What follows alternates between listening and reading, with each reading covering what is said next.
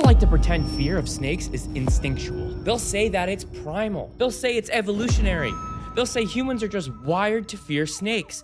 That explanation sounds good, but it's completely incomplete. Because if fear of snakes was purely instinctual, it would be consistent, and it is not. Some people will freeze when they see a snake. Some people are actually curious. Some people are calm. Some people feel nothing at all. Instinct alone does not explain that range. So if it's not just biology, what is it? The real reason people are afraid of snakes is not that snakes are dangerous, it's that snakes break every social rule humans use to feel safe. Fear is not about danger. Fear is about uncertainty. And humans are social mammals. We are wired to read faces, eyes, posture, vocalizations, and intention. We rely on predictable cues to assess whether something is safe because dogs wag their tails. Cats can vocalize. Horses pin their ears. Humans smile, frown, flinch, and snakes do none of that. They have no limbs, no facial expressions, no eyelids, and there's no vocal reassurance. A snake does not broadcast intention in a way humans understand, and when the brain can't read intent, it fills in the blanks with threat. That is not stupidity, that is psychology. From a neurological standpoint, fear is processed in the amygdala. That is the part of the brain that is responsible for threat detection. The amygdala does not care about facts, it cares about patterns. So fast movement without limbs, silent locomotion, sudden stillness, followed by movement. These are all traits that short-circuit the brain's prediction systems. Snakes move in ways humans cannot mirror or anticipate, and unpredictability is one of the strongest fear triggers that exists. And that's often why people say, I don't like how snakes move. And that's no insult to the snake. It's actually a confession about human limitations. But biology alone doesn't really explain the intensity of the fear, because humans are not born afraid of snakes. Unfortunately, that part is learned. Children raised in cultures where snakes are normalized do not display the same fear responses as children raised in cultures where snakes are demonized.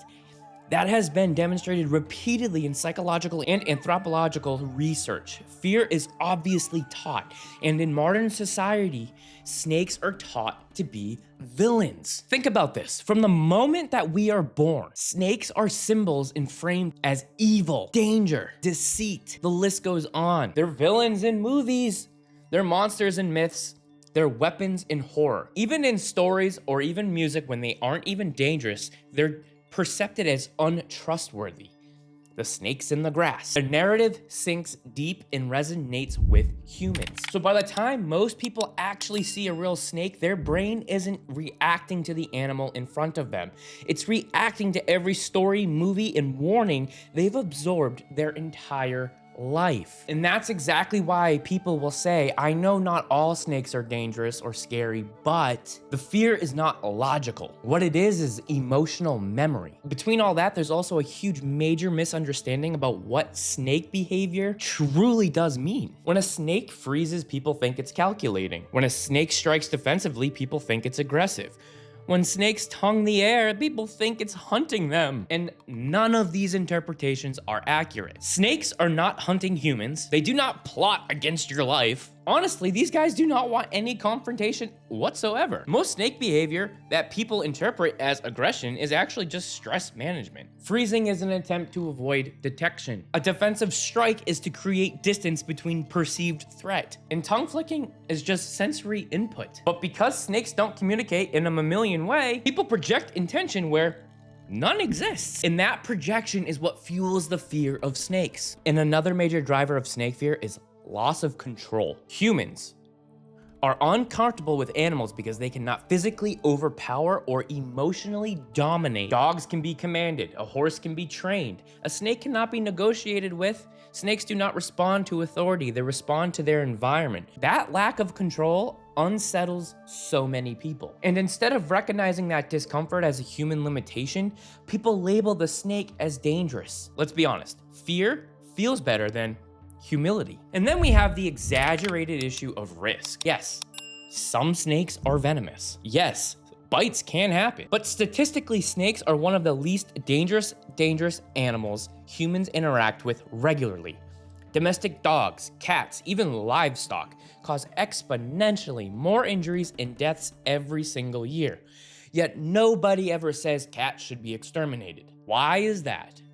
Because cats fit into the social framework humans understand. Unfortunately, snakes do not. So fear thrives when knowledge is not present. And unfortunately, a lot of modern content reinforces fear because fear is profitable. You have those clickbait thumbnails, the fake danger, stress-based handling. These do not educate, they condition.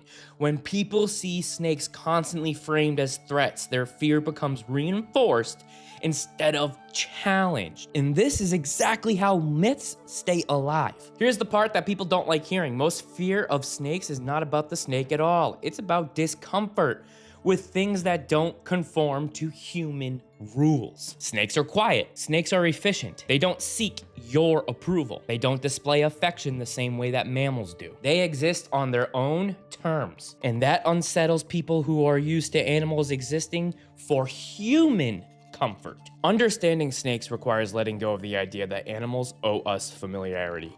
Snakes don't need to be friendly. They don't need to be expressive. They don't need to be social. They need appropriate environments, correct husbandry, and respect for what they are. When people learn that, fear tends to dissolve. Not because snakes change, but because understanding replaces people's imagination. Now, don't get me wrong, fear does not mean weakness, but refusing to question your fear does mean weakness. The real reason people are afraid of snakes is not because of danger. It's misinformation, unfamiliarity, and a lifetime of enforced narratives on these creatures. In the moment when people actually learn how snakes think, move, and respond to the world, that fear almost always starts to go down and soften. It doesn't turn into love, but it does turn into respect, and respect is enough in my eyes. I'm not telling everybody to love snakes, because on the channel, respecting these animals is the goal. It's not to convince everybody to, oh, I love the snake, but it's to replace fear with understanding, because that's how fear disappears. Subscribe if you guys like this content, non-fear-based content with science-backed facts. And if you guys love the content that treats snakes and reptiles like actual animals, like this video. And if this video challenged you anyway, hit some sort of engagement, subscribe. Just because you don't like snakes doesn't mean you can't subscribe and learn about them, because fear thrives in ignorance. Understanding ends it. Until next time.